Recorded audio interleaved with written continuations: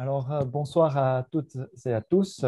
Je m'appelle Yvan Maillard, je travaille pour Pain pour le prochain à Berne et j'aurai le plaisir de modérer cette table ronde, cette soirée ce soir en compagnie de Nicole Bardet de la Banque Alternative Suisse, de Myriam Roth de l'Initiative pour les glaciers et de Jean-Philippe Viala d'Action de Carême en Haïti.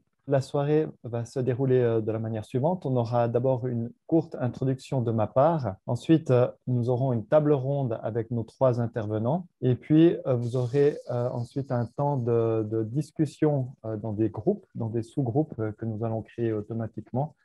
Et vous pourrez discuter et préparer des questions que vous aimeriez poser aux trois intervenants.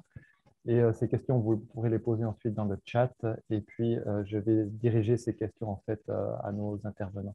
Et je commence par une courte introduction sur la campagne œcuménique. Et vous me permettez de partager mon écran pour vous montrer quelques slides. Voilà, donc j'aimerais juste vous parler de justice climatique pour qu'on sache un peu de quoi on parle et présenter aussi la campagne d'Action de Carême et de Pain pour le prochain à ce sujet pour juste mettre un peu le cadre et ensuite qu'on puisse continuer avec nos intervenantes et notre intervenant pour la table ronde. Alors en fait, quand on parle de justice climatique, en ce moment, on devrait plutôt parler d'injustice climatique, puisqu'on est dans une situation où les pays pauvres, qui ne sont responsables que de 10% des émissions de CO2 dans l'atmosphère, en fait, doivent supporter la majeure partie des conséquences négatives du réchauffement climatique. Donc, on a une situation profondément injuste, puisque ceux qui ont provoqué le réchauffement climatique ne sont pas ceux qui en souffrent le plus. Et on entend de plus en plus parler à l'heure actuelle d'apartheid climatique. C'est que les riches, en fait, qui peuvent mieux se protéger des conséquences du changement climatique, tandis que les pauvres doivent l'endurer.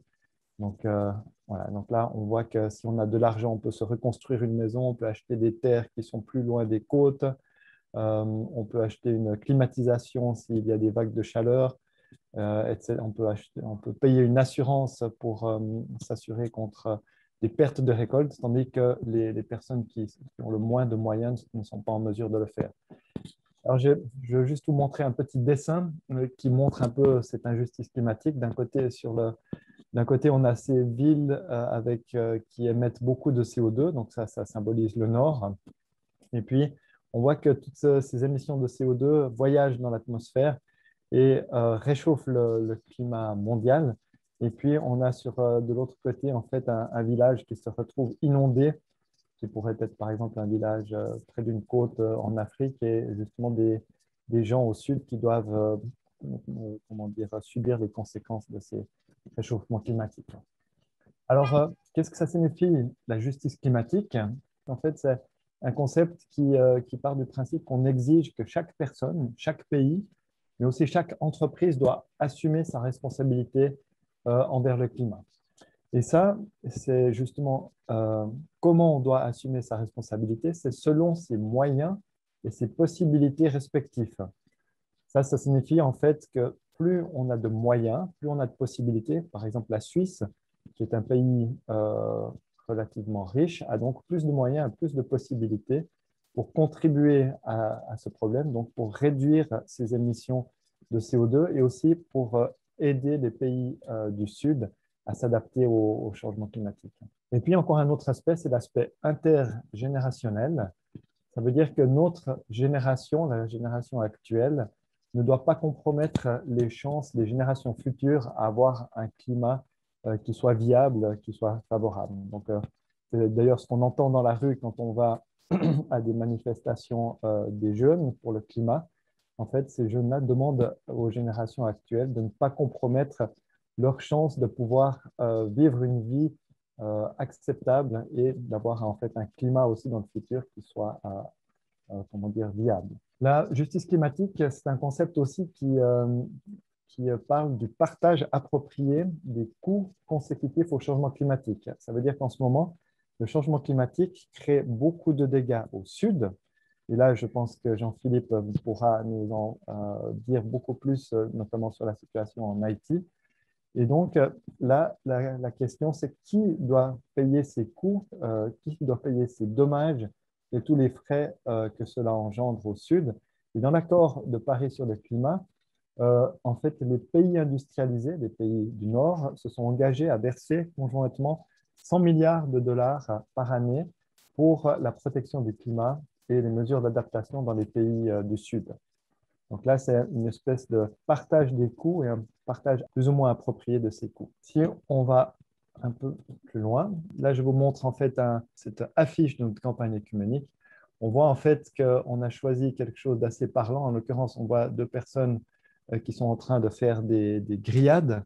Et derrière, on a une forêt qui a été brûlée. Donc, c'est pour montrer en fait que la viande que l'on consomme, souvent, elle a pour conséquence de la déforestation, notamment au Brésil. Pourquoi?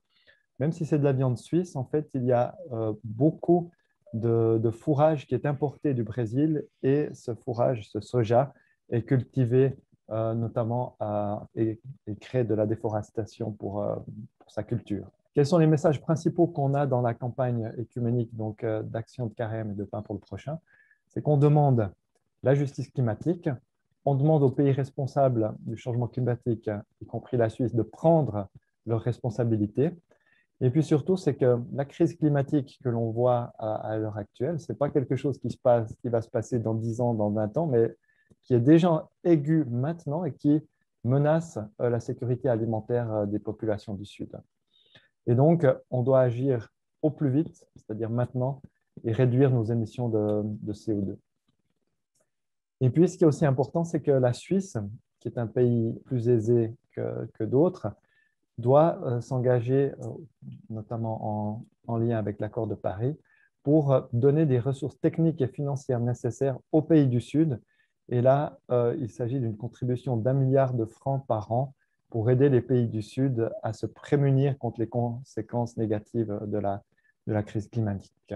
Et au niveau suisse, qu'est-ce que nous demandons avec cette campagne, avec d'autres, bien sûr, au sein de l'Alliance climatique, notamment aussi avec de nombreuses autres organisations, c'est qu'on s'engage à obtenir au plus vite, c'est-à-dire en 2040, à être climatiquement neutre et donc de se passer de pétrole, de charbon et de gaz naturel au plus tard en 2040, c'est-à-dire tout bientôt dans 20 ans.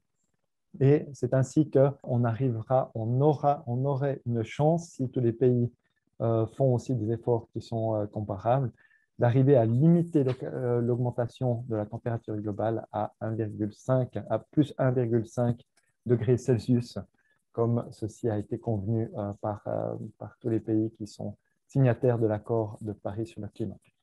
Vous avez peut-être déjà entendu parler de cette pétition qu'on lance conjointement avec cette campagne. Je vous invite à signer cette pétition. Pour l'instant, on a 2300 signatures. On aimerait bien en obtenir au minimum 5000. Donc, n'hésitez pas à la signer. Elle est disponible sur Voir et Agir sur notre site Internet.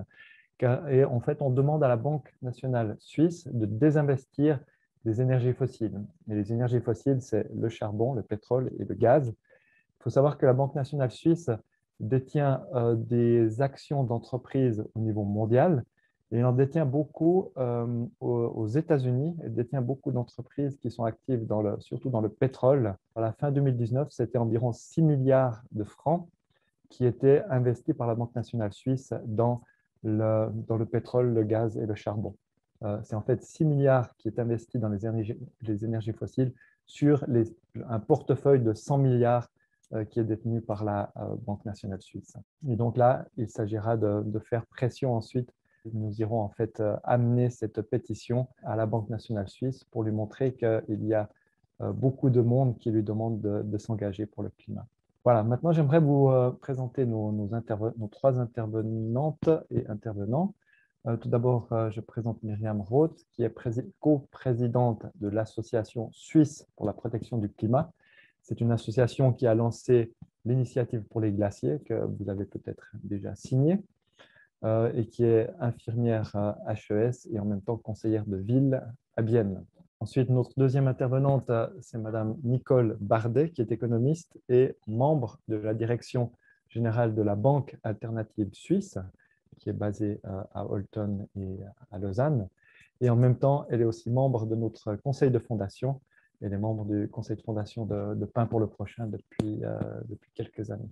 Et ensuite, j'aimerais présenter M. Philippe Viala, qui s'est connecté avec nous depuis Haïti. Donc, c'est lui notre participant le plus éloigné, mais grâce au miracle d'Internet, on l'entend très bien et on le voit très bien. Il est coordinateur des programmes d'action carême en Haïti et il est également consultant. Alors, j'aimerais commencer donc en fait, je vais poser des questions à chacune et chacun de ces trois intervenants. Ensuite, on aura justement, comme je l'ai dit, vous aurez l'occasion de discuter par sous-groupe de ces différentes inputs que l'on aura eus et on va pouvoir poser des questions à nos intervenants pour approfondir ce qui vous intéresse le plus. Myriam Roth, je vous invite à allumer votre micro pour que je puisse vous poser la première question. Tout d'abord, merci beaucoup d'accepter d'intervenir ce soir. Et j'aimerais vous demander quelles sont les conséquences principales des changements climatiques en Suisse. Bonsoir, merci à vous.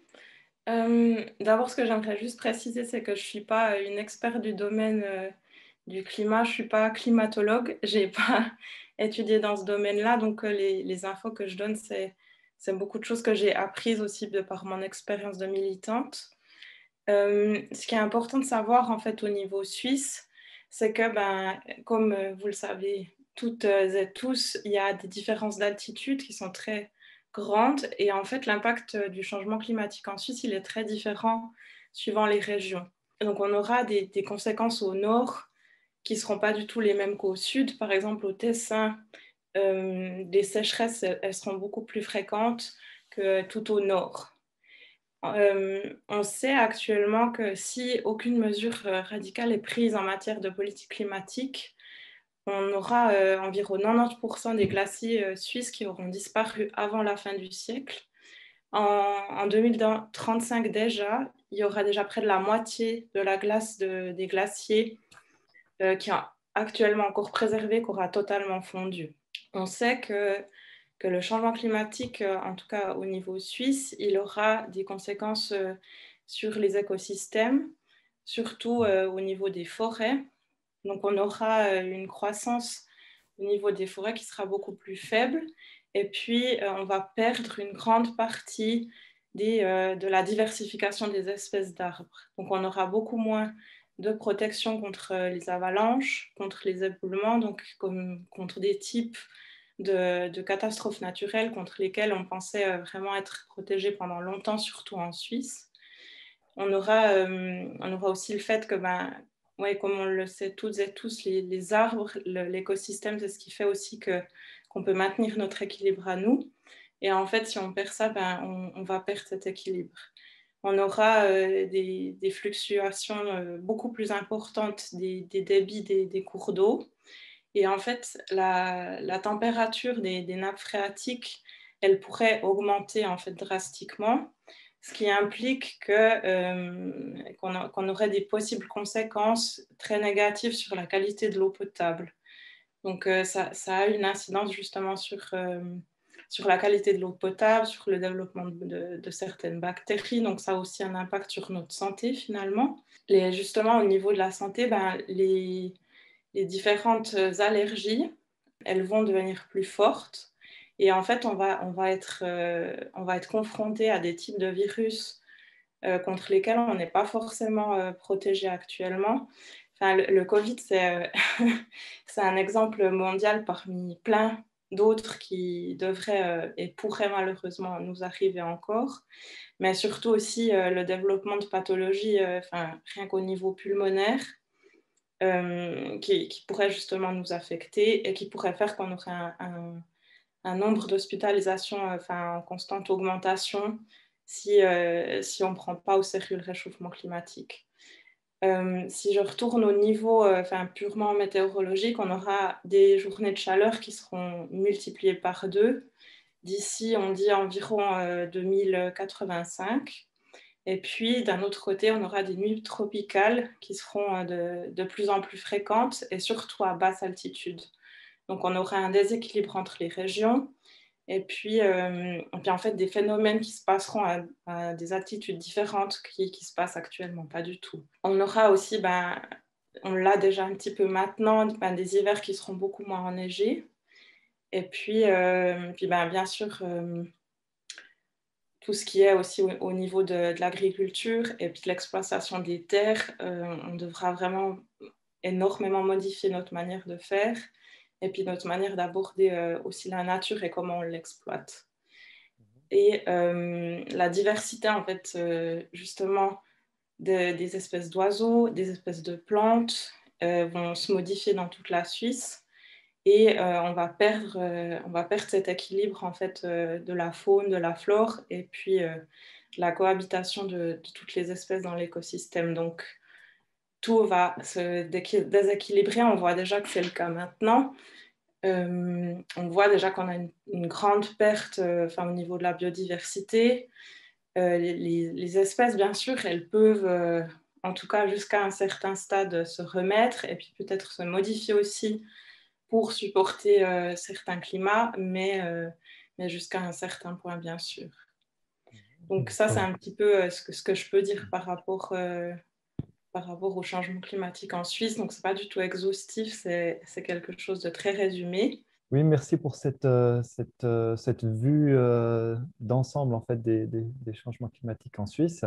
J'aimerais maintenant faire un petit voyage en direction de Haïti pour savoir un peu quelles sont les conséquences du changement climatique en Haïti et surtout quels sont les impacts pour la population. Et donc, Jean-Philippe Viala, j'aimerais avoir votre éclairage sur quelles seront ces conséquences du changement climatique qui sont, j'imagine, différentes de celles qu'on a en Suisse. Merci, Yvan. J'ai préparé à cette fin une petite présentation PowerPoint que j'aimerais partager avec vous. Mhm. Vous pouvez voir. Oui, déjà. on la voit très bien. On la voit très bien, magnifique. Merci. Donc, les impacts des changements climatiques sur différents secteurs en Haïti. D'abord, sur ce que toi, vous avez dit là tout à l'heure concernant le degré d'émission d'Haïti en termes de gaz à effet de serre. Haïti se trouve d'une certaine manière victime d'une pollution causée ailleurs, avec seulement 0,3% des émissions mondiales. Haïti fait partie des 4 pays les plus vulnérables au changement climatique. En termes de pertes et dommages dus à des effets climatiques, nous avons répertorié en 2008 près de 15% du PIB. En 2012, c'était 9,5% qui ont été répertoriés. En 2016, dû à un cyclone majeur et d'autres événements climatiques, jusqu'à 20% du PIB ont été répertoriés comme dû à des effets climatiques de plus en plus fréquents et de plus en plus forts à travers les changements climatiques. Donc, c'est ça le paradoxe. Un pays qui ne produit pas grand en termes de gaz à effet de serre et autres subit le maximum des effets. Sur le long terme, il est même prévu que pour un PIB constant, si aucune mesure n'est prise, les dommages seront en 2005, pourraient monter jusqu'à 30,5 du PIB et en 2050 jusqu'à 61,2% du PIB. Des prévisions qui sont pour 2030 sont déjà aujourd'hui largement observables. Par exemple, une diminution de la pluviosité annuelle suivant les régions de 6 à 20%, un décalage de la saisonnalité des pluies. Plus de 20% des terres agricoles irriguées risquent de devenir inaptes à l'agriculture dans un pays où 30% de l'économie est basée sur l'agriculture. La multiplication des cyclones. En 2020, le nombre était à 33. On a dû faire appel à l'alphabet grec jusqu'à iota pour pouvoir les nommer. Une tendance à la salinisation des eaux de pluie en zone côtière, une augmentation de la température et la hausse du niveau moyen de la mer. Bon, pour l'augmentation de la température et la hausse du niveau de la mer, nous n'avons pas de données précises, mais ce que l'on peut observer, c'est que beaucoup de plages sont déjà rongées par la mer, comme nous pouvons voir ici au sud du pays. Sur cette carte, nous pouvons voir des lignes en pointillés qui traversent tout le pays, particulièrement de l'est vers l'ouest. Ce sont les cyclones majeurs qui ont traversé Haïti, c'est depuis une trentaine d'années. Les surfaces en bleu, ce sont les zones d'inondation qui correspondent au fait aux zones les plus peuplées d'Haïti. Donc, qui rendent encore les effets des changements climatiques encore plus forts. Et en vert, nous avons des zones exposées au mouvement de terrain. Donc, et puis bon, aussi, il y a les grandes lignes rouges, ça c'est pas les changements climatiques, mais ça ajoute encore au risque, ce sont les failles et de tremblements de terre. Vous savez tous la catastrophe qui a eu lieu en 2010 en Haïti avec le tremblement de terre majeur. L'impact sur l'eau demeure l'impact le plus fort, le plus visible. Les précipitations ne respectent plus le rythme des saisons, les périodes de sécheresse sont plus longues et les précipitations sont plus torrentielles. La qualité des eaux de source se dégrade, l'eau potable se raréfie avec des conséquences sanitaires et économiques. Par ailleurs, dû à des sécheresses prolongées, on observe déjà la réduction du débit des cours d'eau, la baisse du niveau des nappes phréatiques, la baisse du niveau des eaux souterraines, ce qui facilite l'intrusion de l'eau de mer, inapte à l'usage domestique, non plus à l'agriculture. Donc, en termes d'eau, il est déjà observable un problème de disponibilité, un problème de qualité de l'eau et un problème de gestion de l'eau. Et l'impact est sur l'agriculture, sur l'approvisionnement en eau potable et aussi sur la production énergétique. Haïti produit de l'énergie hydroélectrique à, je crois, un quart de sa production. Donc, ça aussi, est affecté par les changements climatiques. Sur l'agriculture, nous observons des pestes, d'insectes ravageurs qui s'attaquent aux récoltes de petits milles, de café, du maïs, et des sécheresses qui, en 2019, ont été particulièrement sévères dans le nord-ouest d'Haïti. Mais cette sécheresse existait déjà les années précédentes. Donc, on peut parler de sécheresse depuis plusieurs années. Les sols deviennent plus arides et salés suite aux inondations dans les zones côtières. La mer se réchauffe, ce qui provoque la mort des coraux, qui constituent l'habitat et espace de ponte de beaucoup d'espèces de poissons.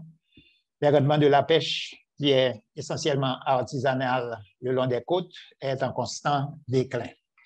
Donc, l'agriculture, 30% de l'économie haïtienne, est fortement affectée par les changements climatiques, ce qui signifie une augmentation de la pauvreté dans les zones rurales, avec comme conséquence une accélération de la production du charbon et aussi l'exode rural vers les villes. Le café, qui fait partie de l'agriculture, mais j'ai pensé qu'il serait bien d'en parler puisque ça constitue le produit d'exportation par excellence et d'une certaine manière aussi la fierté des Haïtiens. Et on observe une diminution de la production de café dans le nord-est de plus de 50% depuis 2010. En général, la production est en déclin depuis près de 60 ans.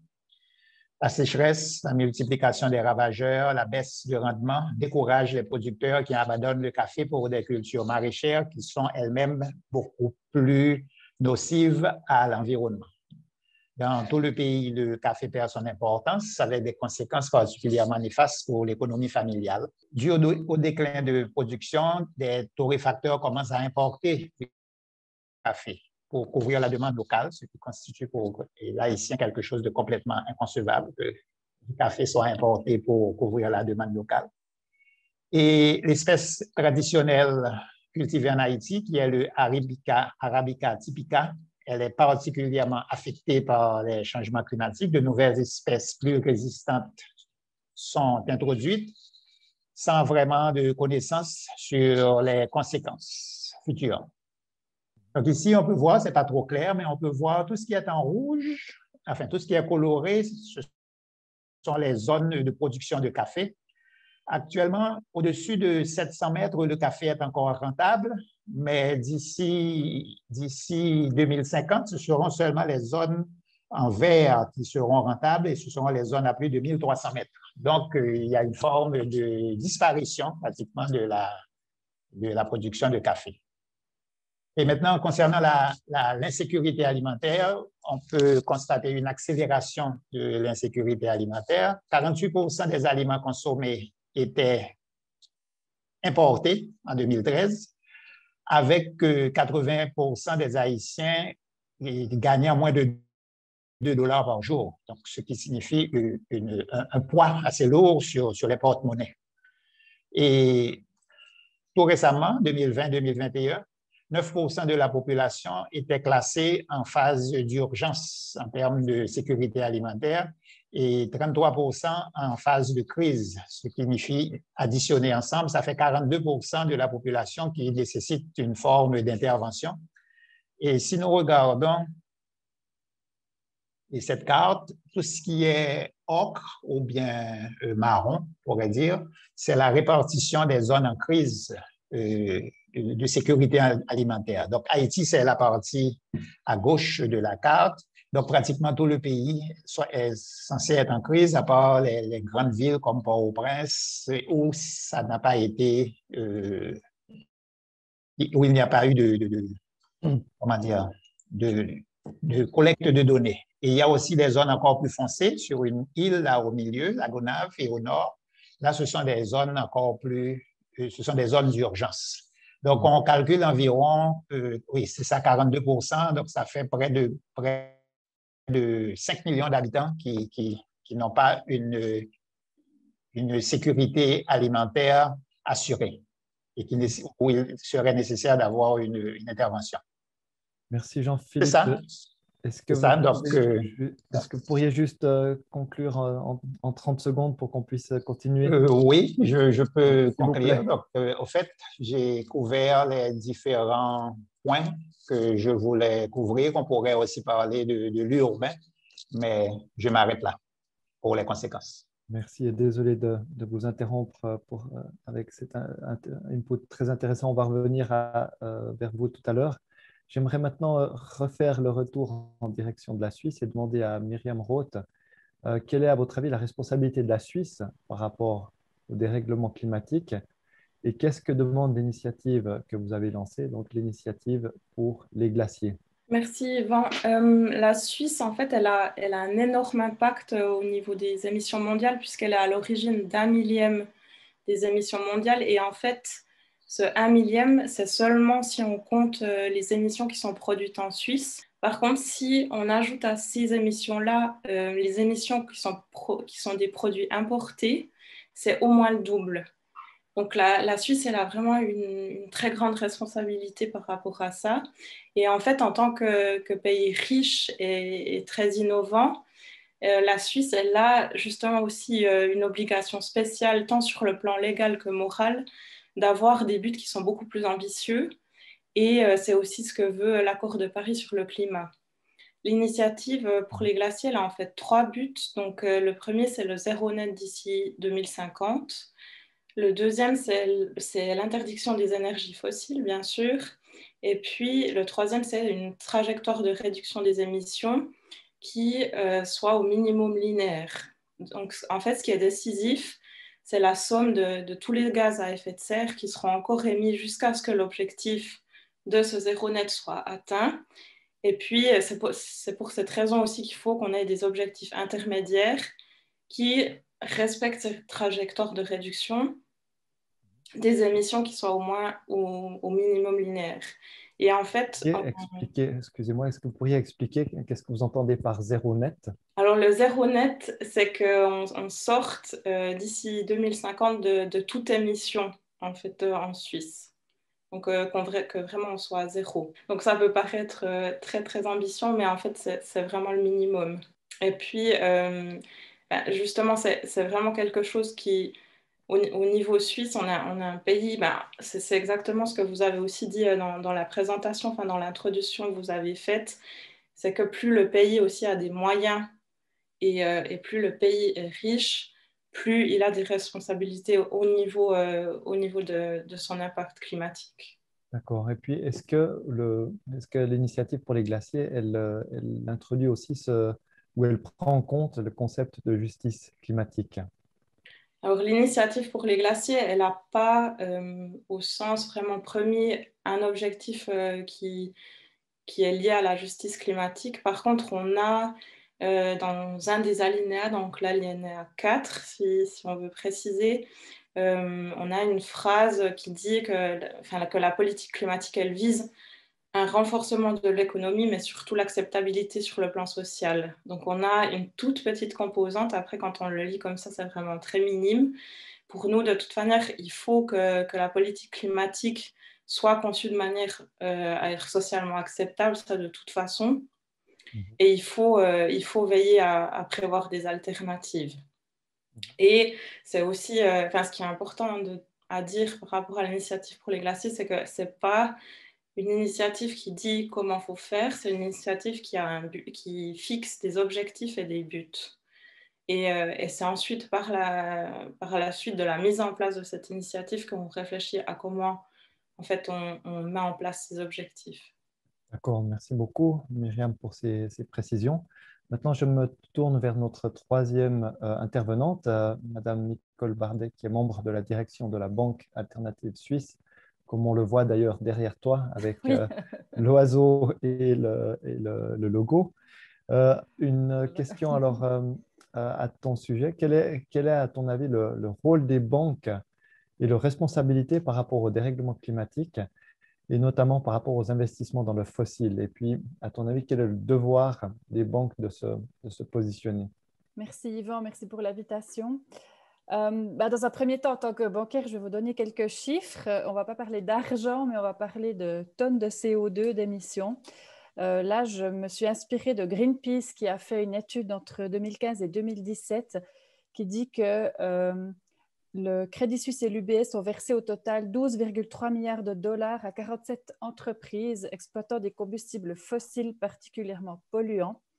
Et pendant ces 2 années, les investissements des 2 banques ont financé 93,9 millions de tonnes d'émissions de gaz à effet de serre. Donc, ça représente en fait 2 fois plus d'émissions que tous les acteurs à l'intérieur de la frontière suisse en un an. Et puis, selon une dernière étude des artisans de la transition qu'ils ont fait en 2020, 95 acteurs financiers suisses détiennent 20,5 milliards de dollars d'actions et d'obligations d'entreprises actives dans la filière du charbon. Donc ça place la Suisse au 6e rang mondial pour le montant des investissements dans des entreprises actives dans cette filière. Donc ça, c'est pour montrer l'importance de la place financière suisse par rapport à cette problématique.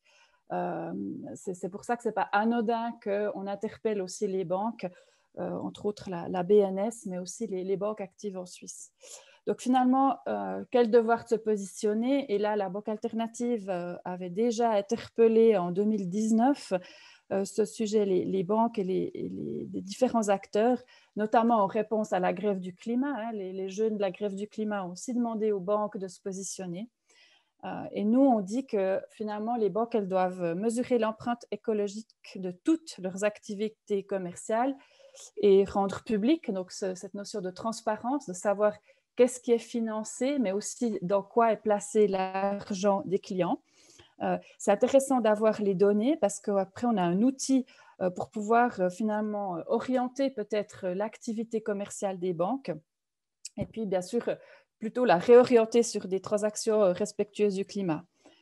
Puis ça permet aussi peut-être de comparer une banque à l'autre du moment qu'on a les données.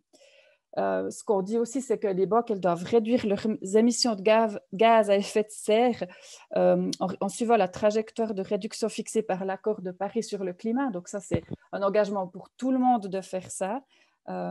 Et puis, finalement, la banque devrait faire la distinction entre des entreprises et des projets qui seraient respectueux du climat et ceux pas. Et peut-être là aussi, plus facilement accorder des crédits à des entreprises qui sont respectueuses du climat que les autres.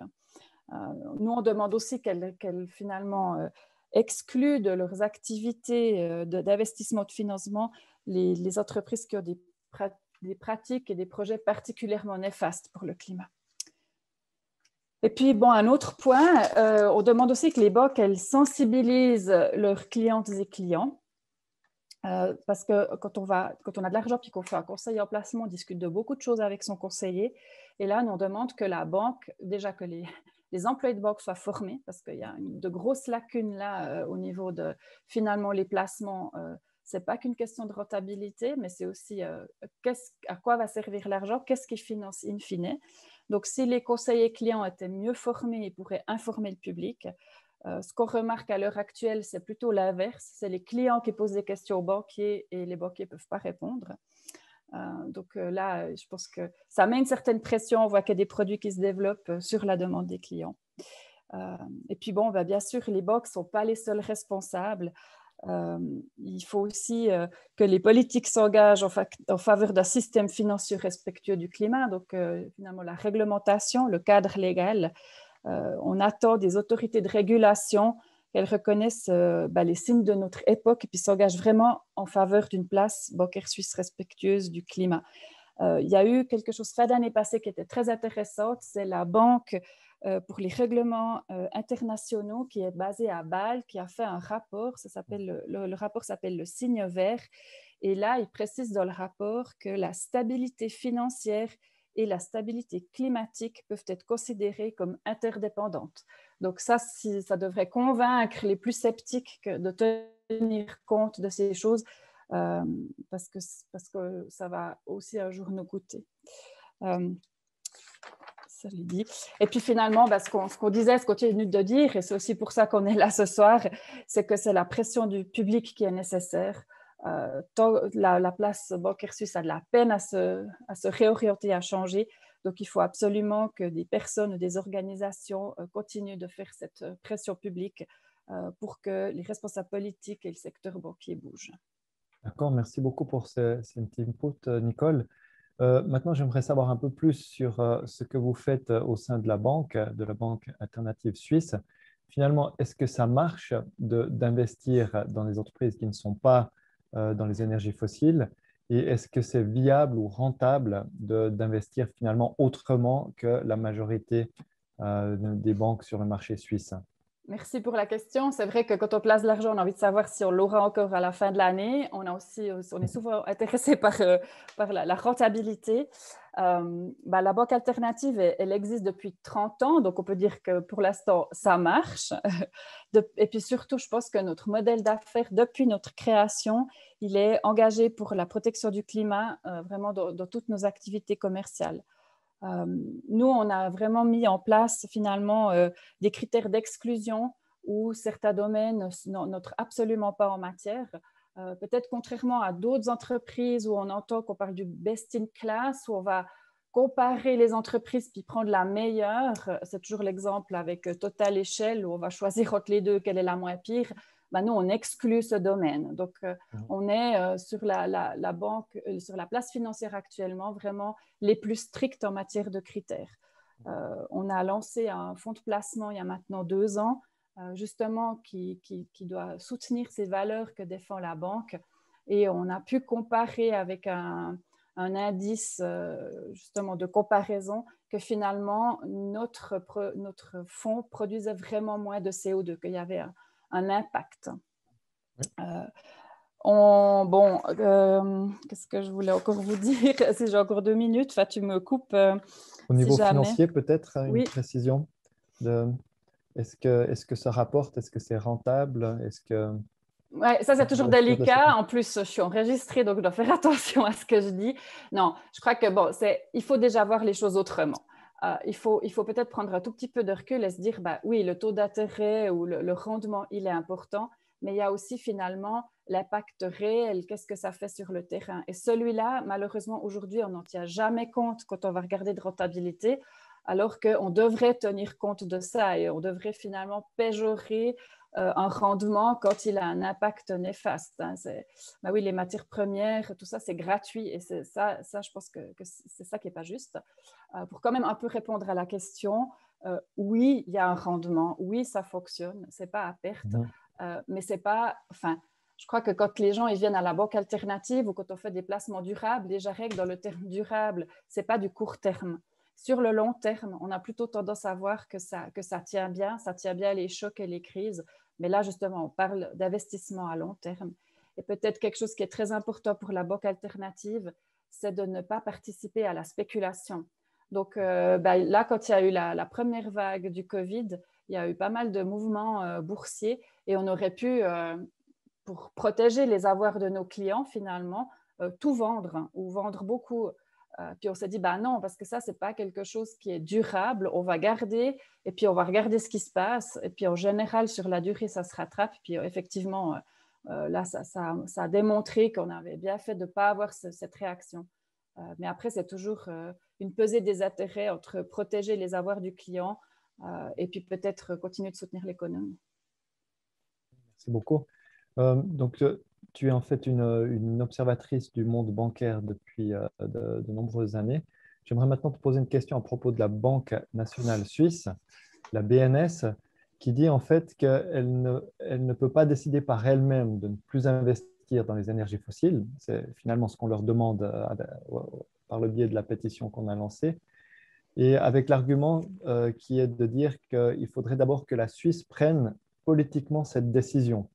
Donc, est-ce que la BNS doit attendre que la Suisse prenne politiquement cette décision ou est-ce que la BNS peut faire ce mouvement par elle-même? Je crois que ça, c'est une longue discussion et puis c'est toujours ces arguments un peu de se renvoyer la balle. Moi, surtout avec le recul de la crise du Covid, j'aurais envie de dire finalement que quand on veut, on peut et quand on ne veut pas, on cherche des excuses. Et moi, j'ai plutôt l'impression qu'on est aujourd'hui là-dedans. Et que c'est peut-être une question de génération aussi, que peut-être avec l'arrivée de nouveaux managers à la BNS, on passerait à autre chose. Mais je pense que ce que vous faites avec votre pétition, c'est bien, ça continue de mettre la pression. Je sais qu'au Parlement, il y a aussi beaucoup de conseillers nationaux qui s'intéressent au sujet pour faire cette pression, et puis qu'à un moment donné, ça bouge. Peut-être même avec l'arrivée de nouvelles managers au sein du directoire de la Banque nationale suisse, ça pourrait changer aussi encore un peu plus vite. Un grand merci, Nicole, pour ces précisions sur le domaine bancaire.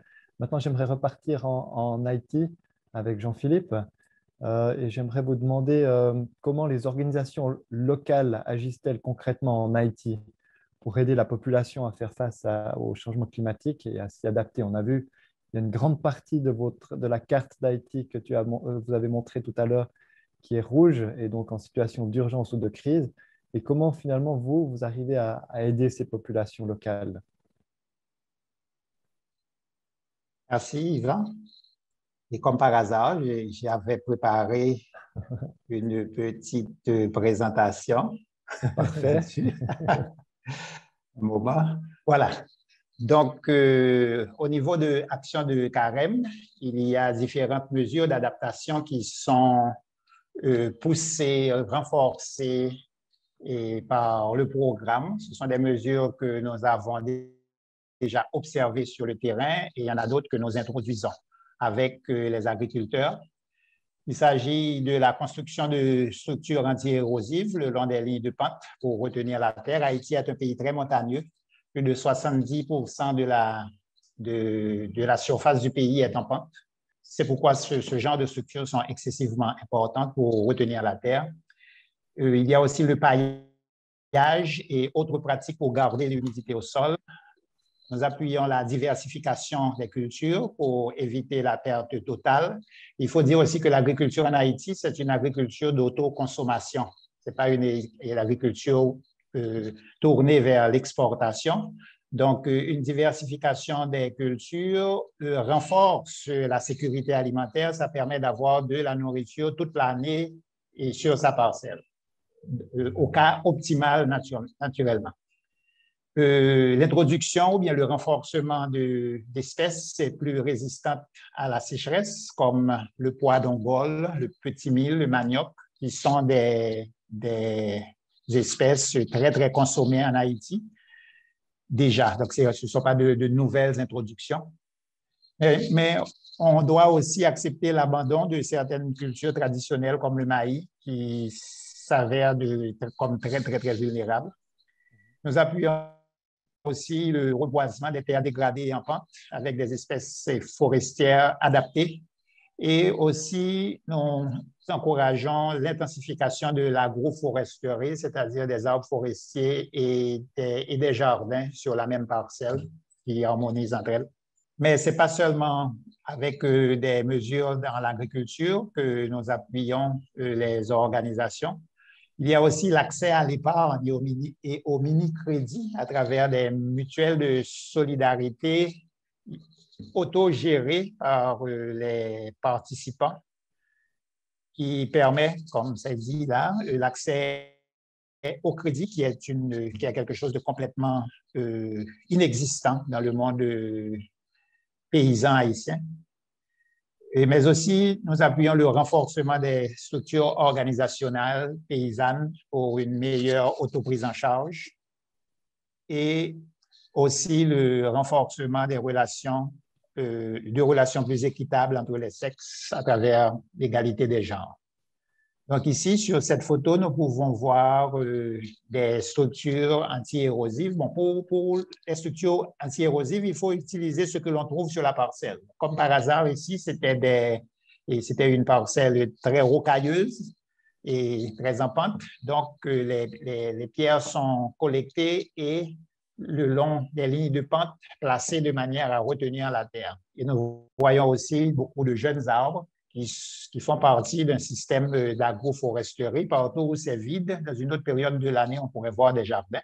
On peut voir ici le travail des agriculteurs qui sont en train de faire un canal pour retenir l'eau.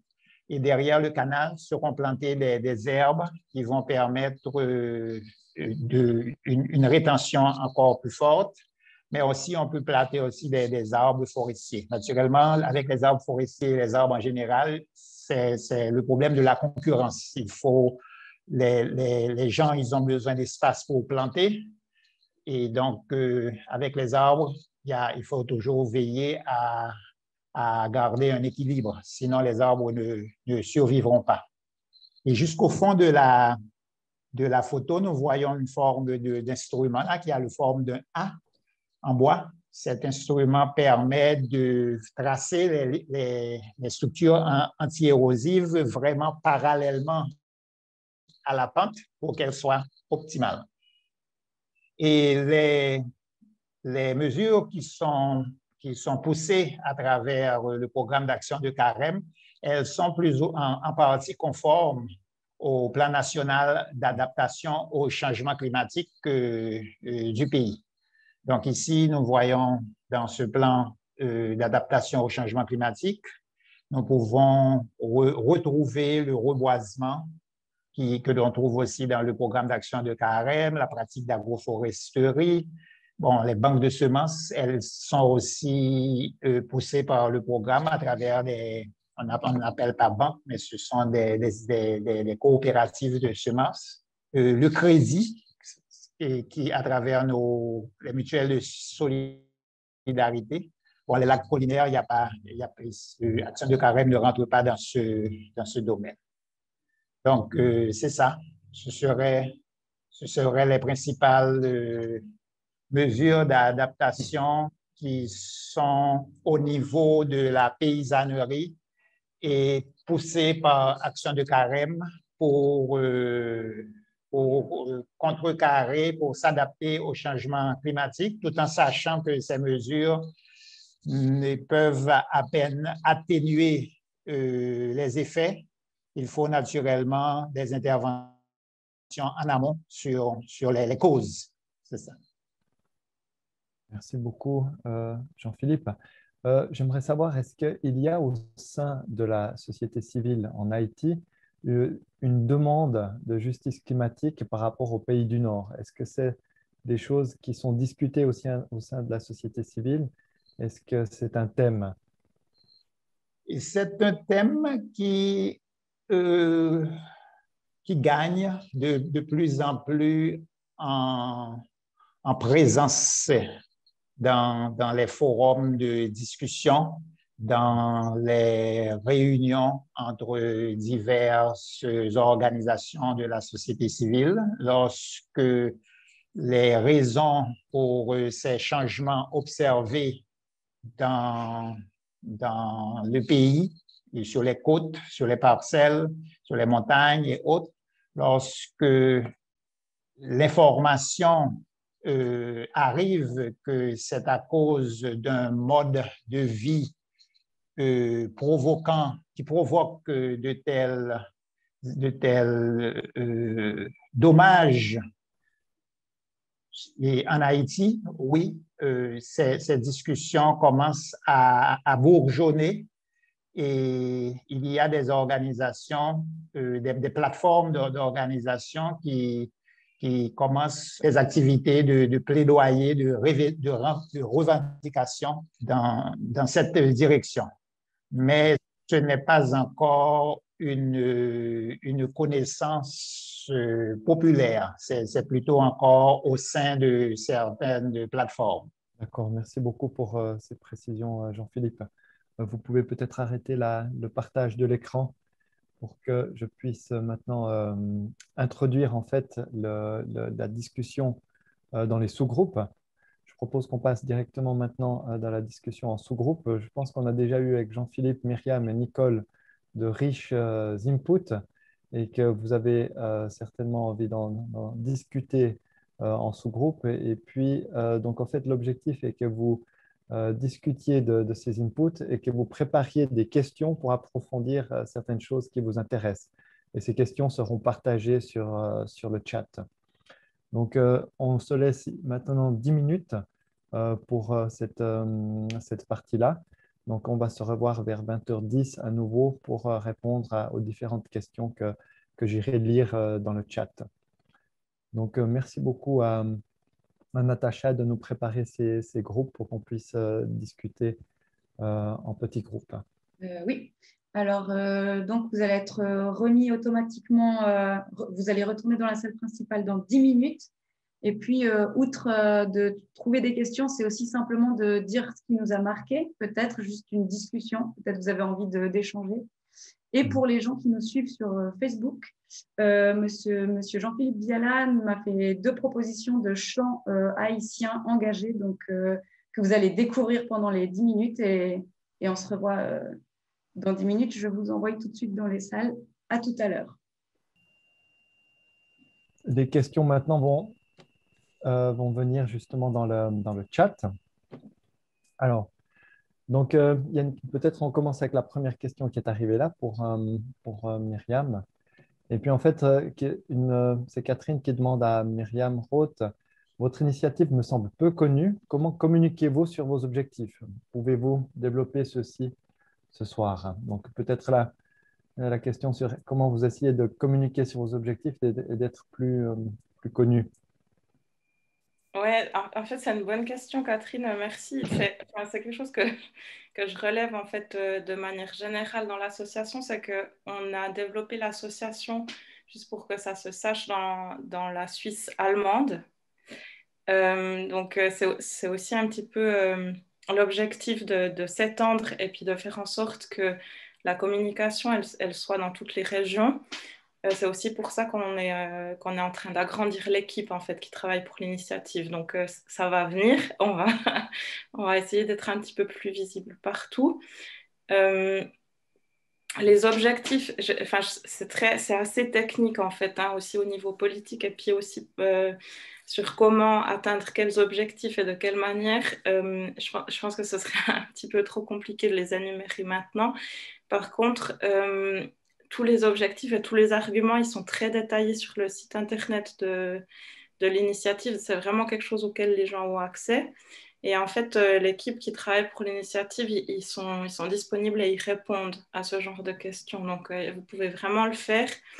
Et en fait, l'équipe est très compétente et il y a aussi des experts, donc des gens qui sont plus expérimentés que moi.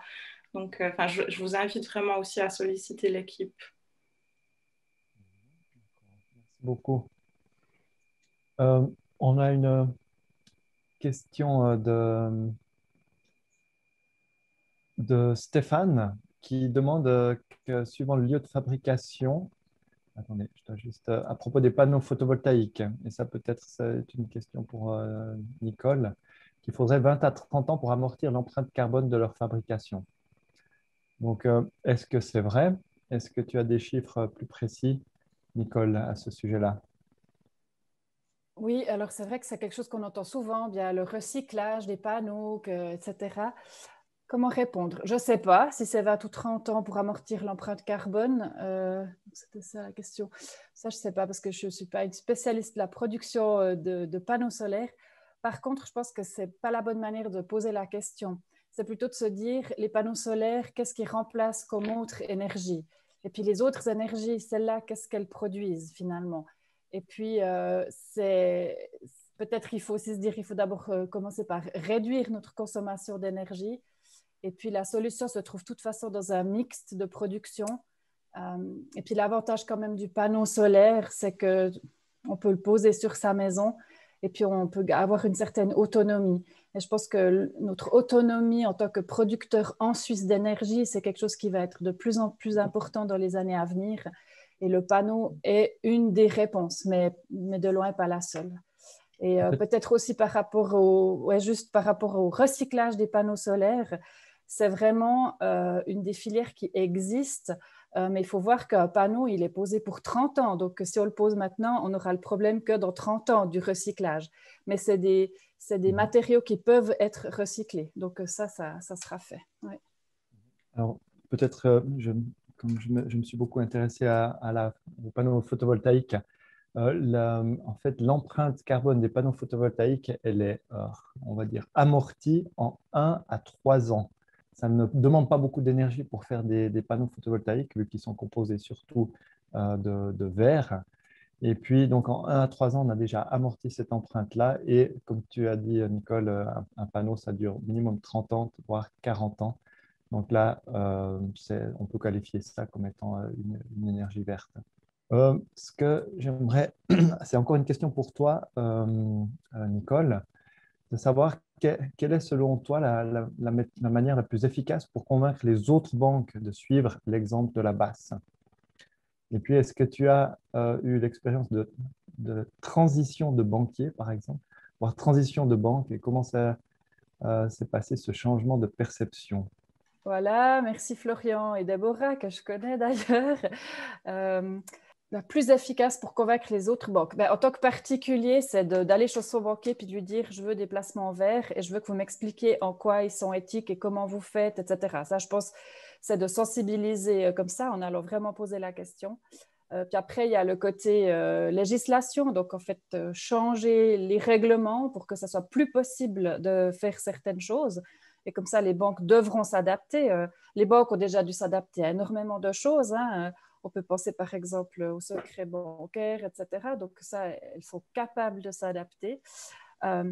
Alors oui, la transition de banquier, je pense à part les pionniers il y a 30 ans à la Banque alternative suisse qui n'étaient pas des banquiers, qui ont créé cette banque.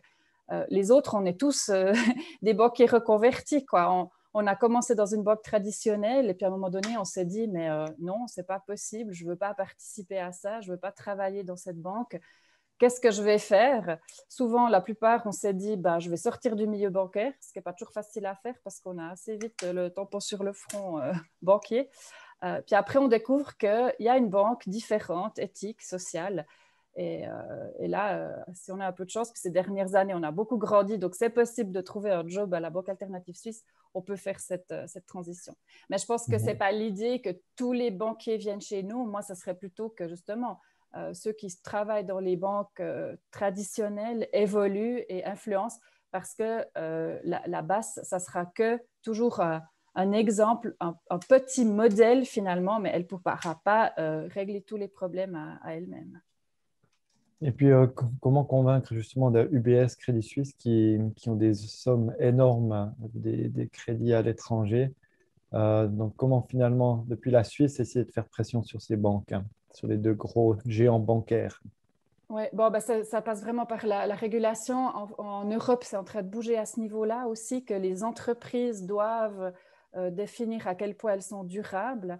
Et puis, Après, c'est aussi une question de qui détient ces banques, des actionnaires. Donc, tout un chacun peut aussi être actionnaire de ces banques et c'est de faire valoir son droit de vote. Alors, on peut se dire qu'on est peut-être une goutte d'eau, mais à force de taper sur le clou, on espère aussi qu'il s'enfonce une fois. Ouais. Peut-être dernièrement, il y a eu un rating qui a été fait par la jeunesse du climat, donc le mouvement Climate Strike, qui a fait justement une analyse et qui a donné des notes aux différentes banques. Et justement, UBS et Crédit Suisse ont obtenu des notes largement insuffisantes parce qu'elles ne s'engagent pas assez contre la crise climatique. Et d'autres banques, notamment la Banque alternative suisse, ont été très bien notées par la jeunesse du climat. Merci beaucoup. Peut-être une question pour Myriam, qui serait de savoir, donc l'initiative pour les glaciers demande un net zéro à 2050 et la société civile le demande pour 2040. Est-ce que c'est compatible? Est-ce que vous soutenez aussi cette demande à 2040? Ben, c'est une bonne question qui revient très souvent.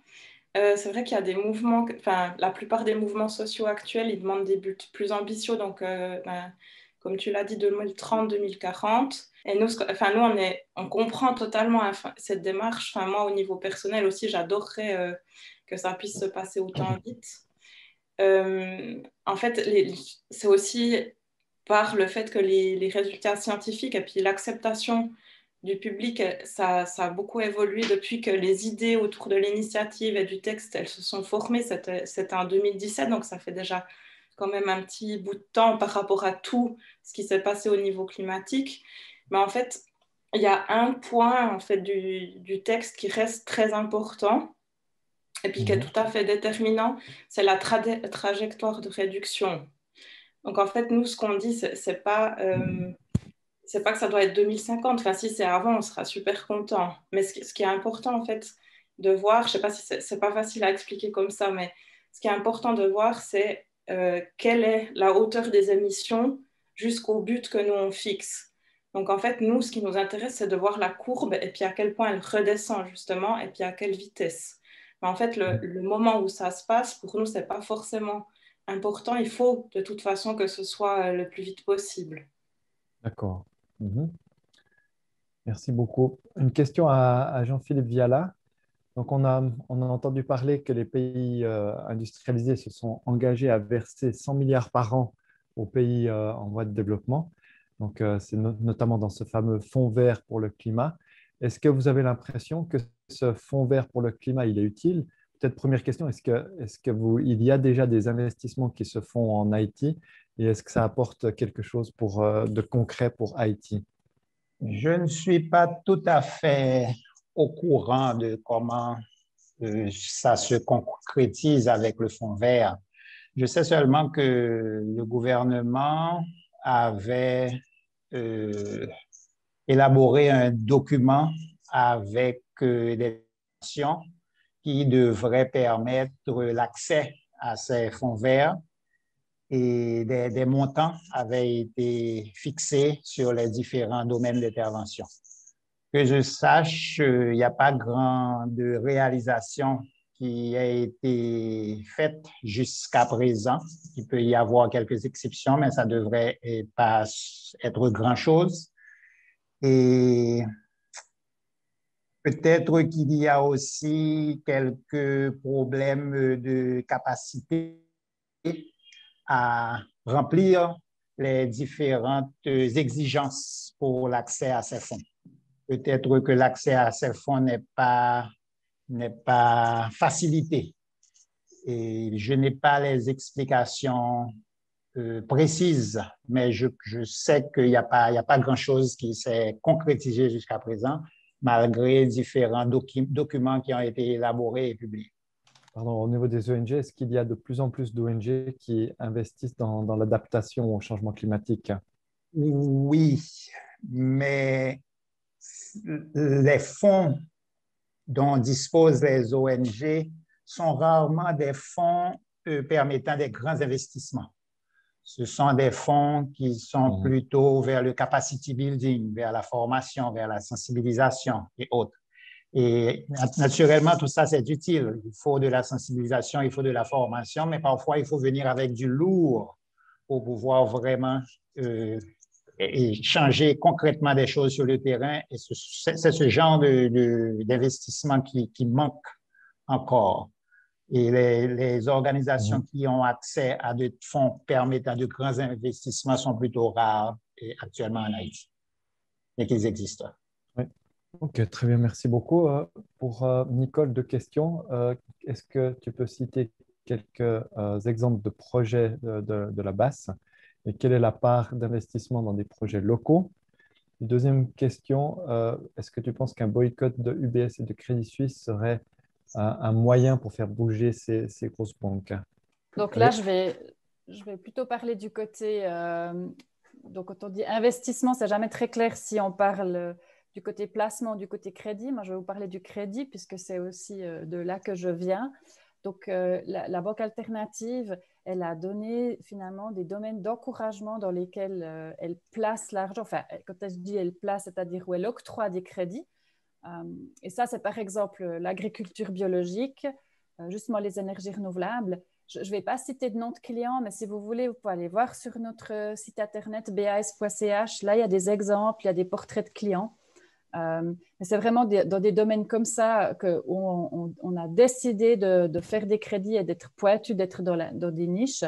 Et puis, un des autres gros domaines finalement qui représente la plus grande partie de nos crédits, c'est l'habitat écologique, notamment via des coopératives d'habitation.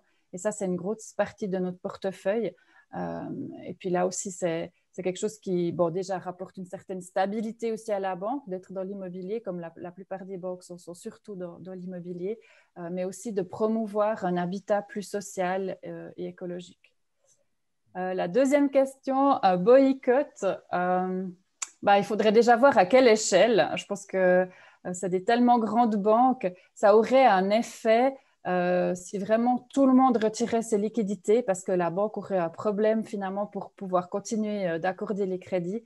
Mais il faudrait que ça soit fait à une telle échelle que je ne vois pas trop comment ça serait réalisable. Et surtout, la problématique qu'on aurait, c'est que si vous retirez votre argent, vous en faites quoi? Placer sous le matelas, ce n'est pas forcément la bonne solution. Et puis, où allez-vous mettre ces liquidités? Dans quelle autre banque? Aujourd'hui, on est dans une situation où en fait, toutes les banques sont en surliquidité. Donc, c'est vraiment un peu l'inverse de ce qu'on a pu vivre par le passé. Il y a trop d'argent dans les banques. Les banques, elles payent pour placer cet argent à la BNS. Donc voilà, en fait, si le boycott n'était pas suffisant, en fait, on leur rendrait service. Donc, c'est un peu à double tranchant. Une question de Pierre Zwalen qui est à propos qui demande en fait, je pense de nouveau pour toi, Nicole, la réglementation européenne pour la finance durable, la campagne écuménique, la société civile. Est-ce que toutes ces initiatives parviendront à réorienter les investissements fossiles suisses à brève échéance? Je vais vous paraître un peu pessimiste, mais je ne pense pas. Surtout parce que la problématique, c'est que même si la Suisse se retirait de ses investissements, il y aurait encore les autres qui pourraient faire. Et donc, c'est vrai que c'est un peu une question à un moment donné mondialisée parce que les entreprises cotées en bourse, n'importe qui peut acheter ses actions. Donc, ce n'est pas une raison pour ne plus rien faire, mais je pense qu'à brève échéance, ça ne sera pas l'effet de levier le plus important avec les investissements fossiles. Ce que je peux dire en complément, c'est qu'on observe en ce moment un mouvement qui vise à se retirer du charbon. Donc, c'est seulement une des trois énergies fossiles, et plutôt une énergie, on va dire, assez marginale dans les portefeuilles d'investissement. Et d'ailleurs, au mois de décembre, la Banque nationale suisse a annoncé se retirer des entreprises qui investissent principalement dans le charbon. Ça veut dire que c'est des entreprises qui ont plus de 50% de leur chiffre d'affaires dans le charbon. Donc pour nous, c'était, on va dire, un premier petit succès.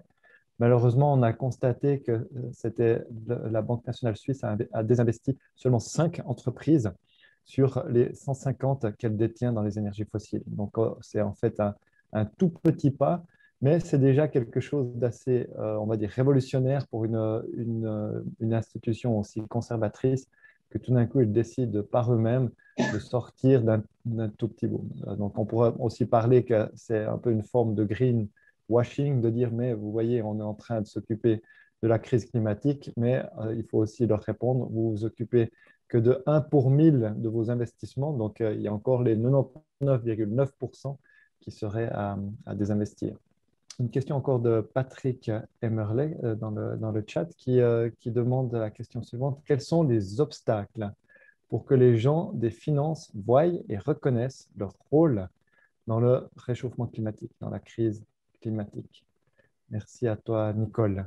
Oui, j'ai envie de retourner la question. Quels sont les obstacles tout court pour que les gens reconnaissent leur impact finalement dans la crise du réchauffement climatique?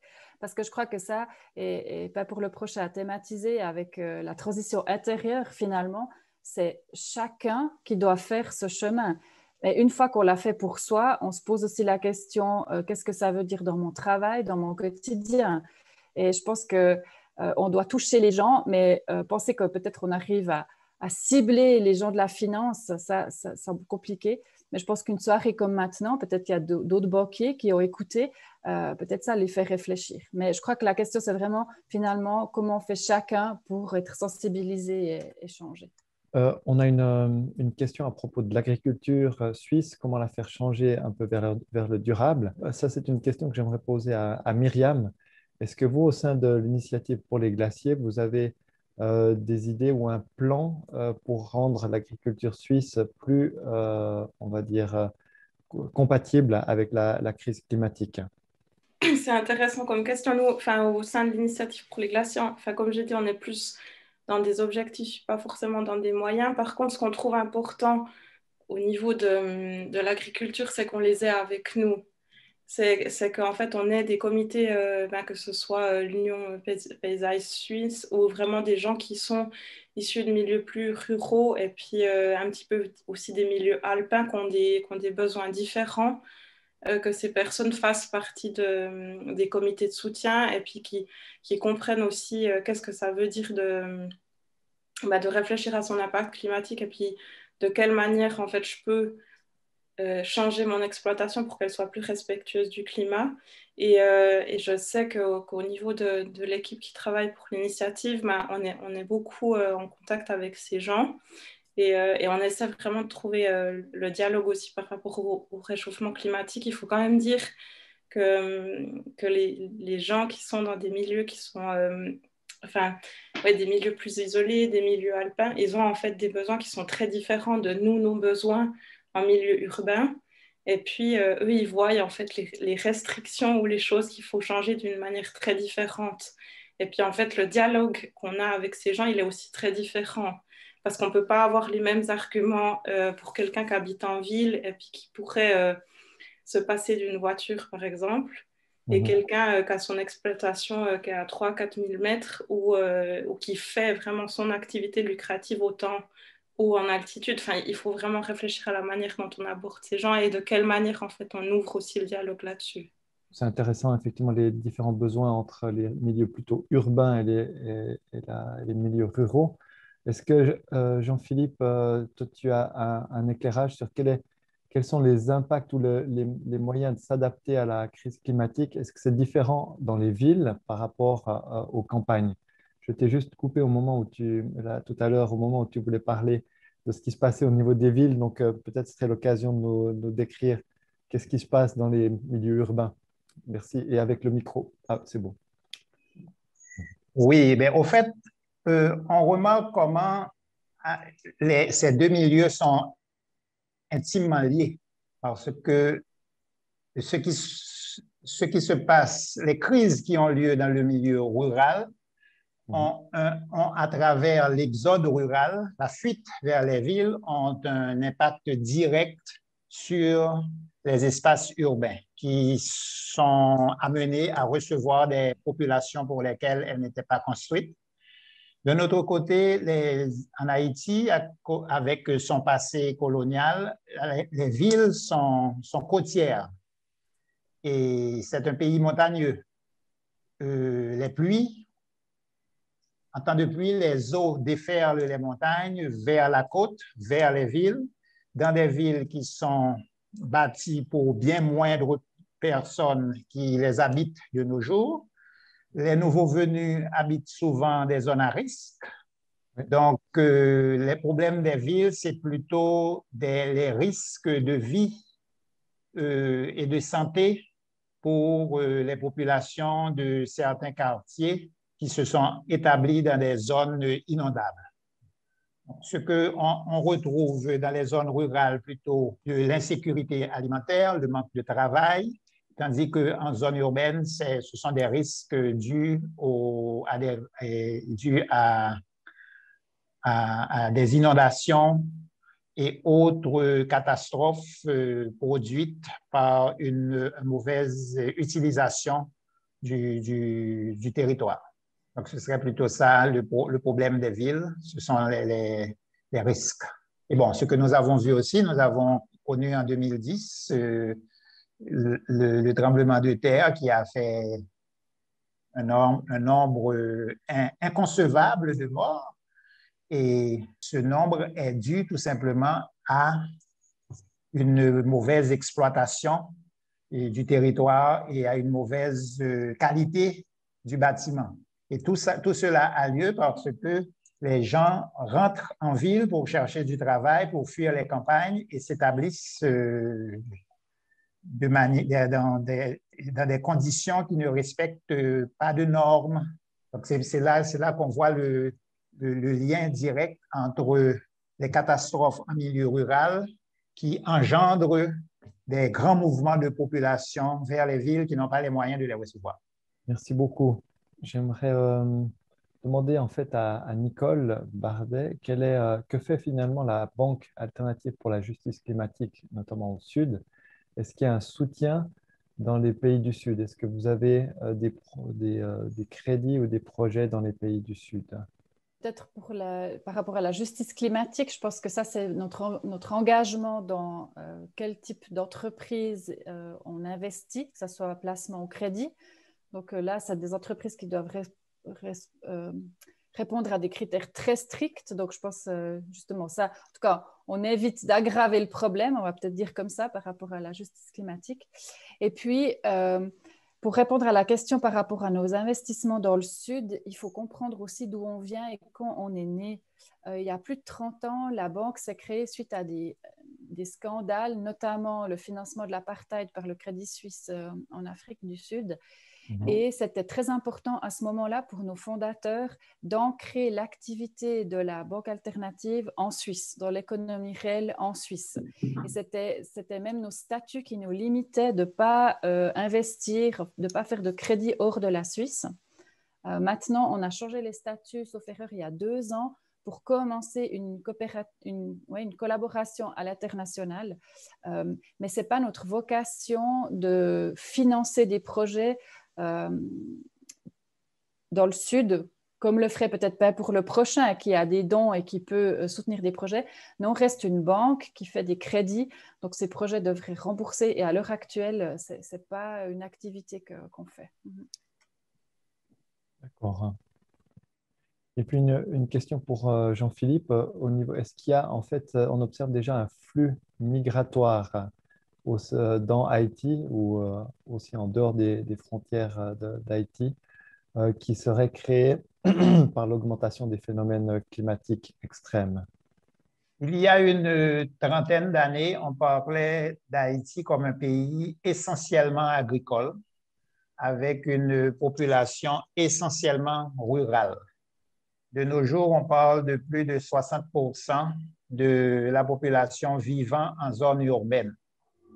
Donc, ça montre une tendance à l'urbanisation très accélérée depuis quelques décennies, et particulièrement les dernières décennies. Donc, c'est un fait qu'il y a une demande de villes, il y a une accélération du flux migratoire vers les villes. Connaissant les différents problèmes que j'ai présentés tout à l'heure avec la dégradation de l'environnement, avec les pertes de rendement de l'agriculture, la sécheresse et tout ça, qu'est-ce que cela provoque dans les zones rurales? on peut naturellement lier les deux phénomènes, le flux vers la ville et les changements climatiques. Les changements climatiques ne sont pas les seuls phénomènes, n'est pas le seul phénomène à provoquer une accélération du flux de personnes vers les villes, mais il occupe une place de plus en plus importante, vu son impact sur les ressources dans le monde rural. Maintenant, en dehors d'Haïti, c'est la même chose parce que le flux, ou bien la fuite, on pourrait même dire ça, elle a lieu par étapes. On quitte la zone rurale où on habite et on suit vers la prochaine ville. De la prochaine ville, on va peut-être vers la plus grande et ensuite vers Port-au-Prince. Et de Port-au-Prince, on cherche peut-être une alternative encore plus meilleure qui peut être en dehors des frontières, par l'avion ou par des moyens plus dangereux, c'est-à-dire par bateau ou traverser les frontières en dehors des zones officielles. Merci Jean-Philippe.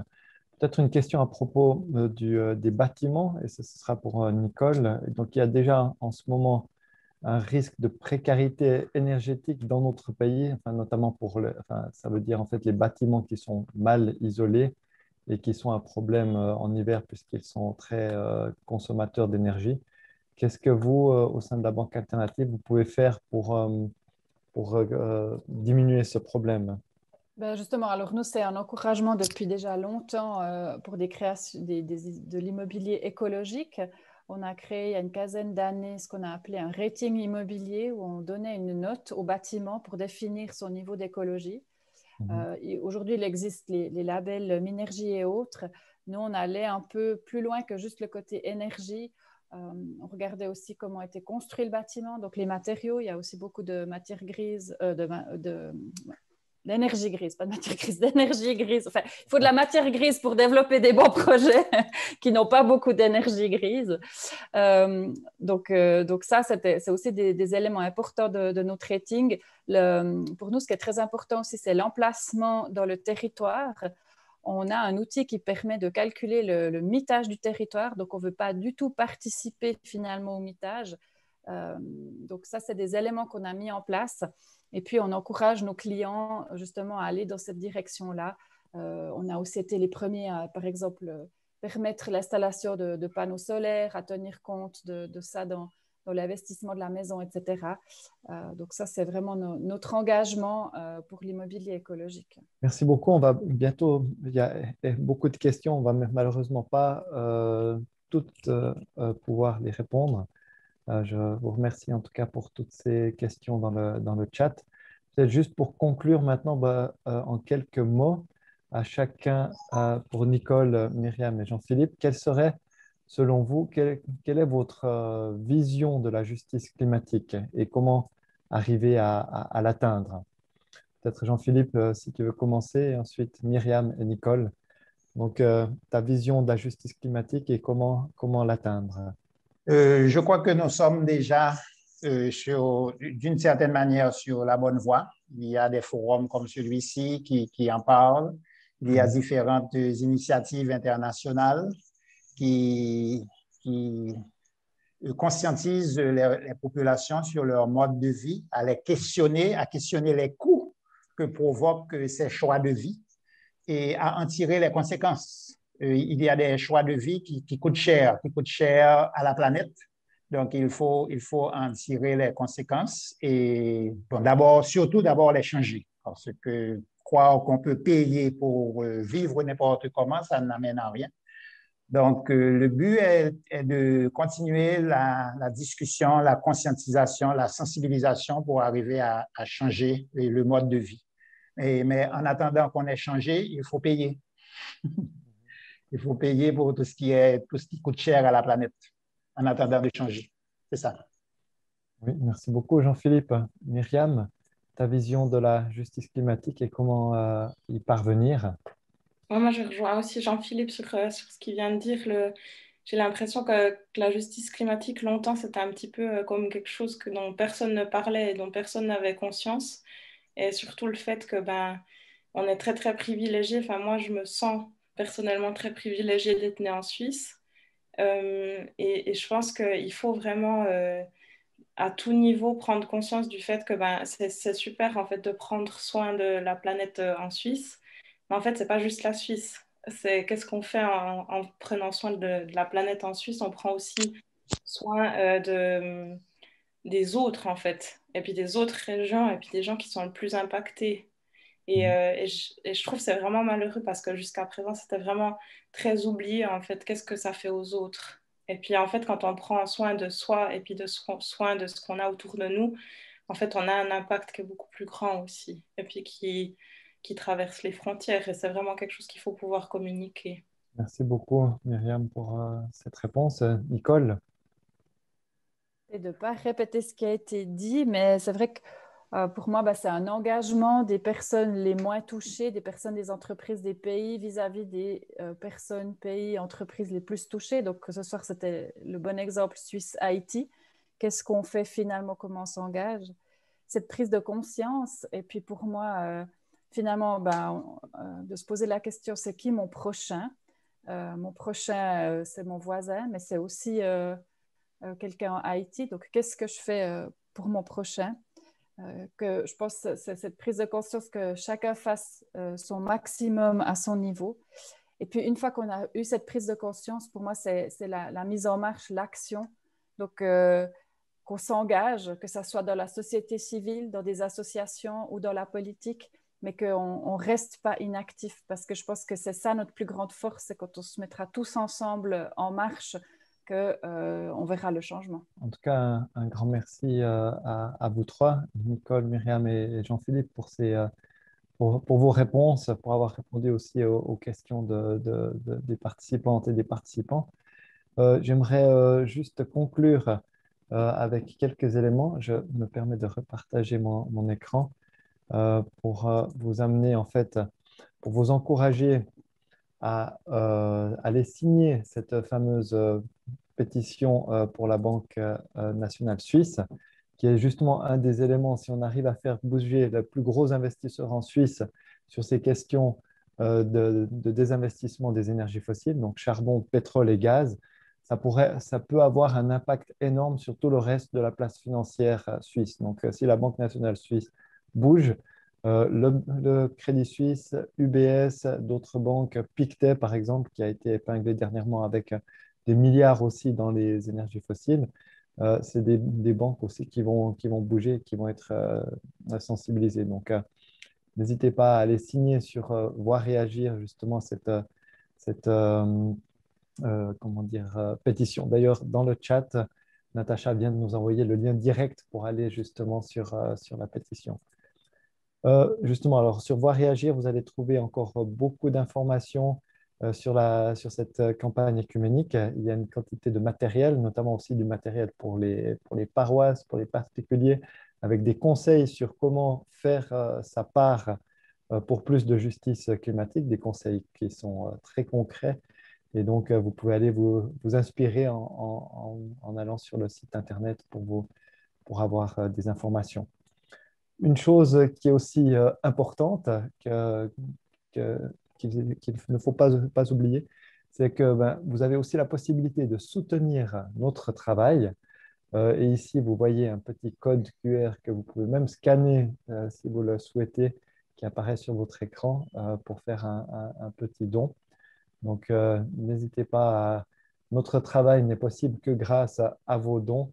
Et donc, ça vous permet aussi à vous de soutenir notre travail pour plus de justice climatique. De manière générale, vous avez aussi là le site Internet sur Voir réagir. Il y a la possibilité de faire un don. Donc, un grand merci pour votre contribution.